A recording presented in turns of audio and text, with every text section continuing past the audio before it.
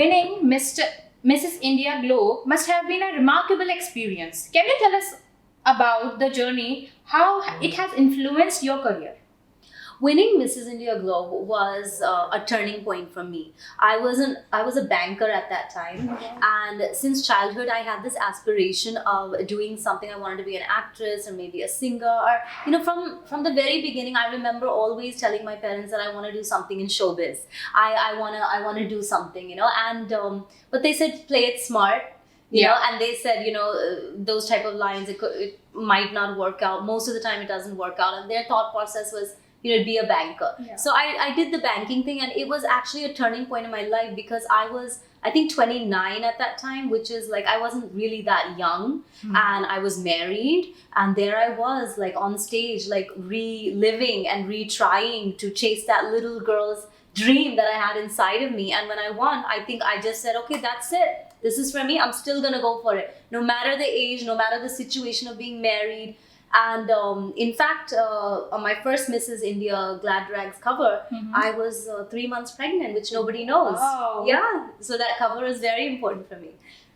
You inspire many women to embrace their diva side. Yeah. What advice would you give to women looking to find their own unique style?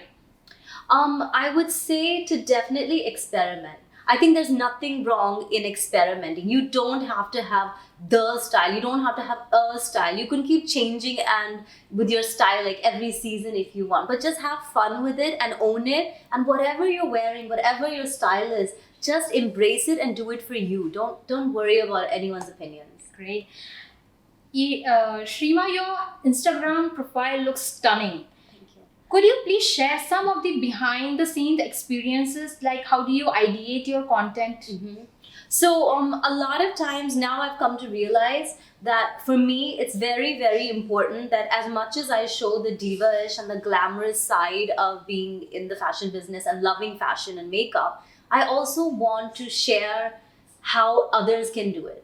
I think something that really drives me is to share not just, okay, look, I'm wearing this dress, but why I love this dress and why you should love this dress, or this is how I did my makeup and how you can also do this makeup, because I'm not a makeup artist. So, like I like to share, and I feel that's generally how I'm content creating nowadays, is thinking about what can I share with my audience and my Instagram family. Very much relatable.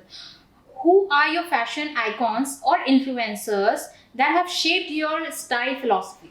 Okay, influencers, I'm not so sure about influencers yet. I think there are amazing influencers, and some of them are just, they really have it together. I think as far as icons go, I know from childhood, I was a big fan of Madonna. Oh God, everybody And loves I think her. she experimented a lot, and she had like this really wild side. And, I've seen her sort of evolve her style, and I know it's a long time ago, but someone like Madonna, and I was a big fan of Naomi Campbell, the supermodel, and I think that she's always dressed really well. And also in classics, Audrey Hepburn. Oh. Yeah, and currently I think Deepika Padukone has like an amazing style or stylist. As a lifestyle influencer, what are your top tips for living a balanced life and a stylish life? I think my top tips for living a balanced life is don't forget about the inner diva in you. Like I said, if you're married, if you have kids, or if you're not, even if you're just a young person that's not gone down that journey, I think don't forget about, we get so caught up with work and with the relationships around us that sometimes we forget about us. Yeah. And I think that's what my message is as a diva or domestic diva, is don't forget about you, and self-love is so important. And find that time to sort of, exercise, take care of yourself, do your hair, buy those shoes, enjoy life. Splurge. Don't splurge. I'm actually I wouldn't say splurge, but definitely invest in yourself. Great. What has been your most memorable brand collaboration and what made it special? When I saw this question, I had like flashbacks, and I was like, there are so many moments up until now. But if I had to think about a recent one, it would definitely be when MAC Cosmetics, a very renowned international brand, put me on their website. Yeah. The Indian website. Now, I have not seen a lot of, plus 30, plus 40-year-olds over there on that site. And I think as a person who also came out of doing a lot of mom blogging things earlier, you know, for the past few years. I think I was like, wow, I'm representing, you know, and I think it's amazing. Yeah, so definitely. that was definitely a point last year. What challenges you faced in your career as an influencer, and how did you overcome them?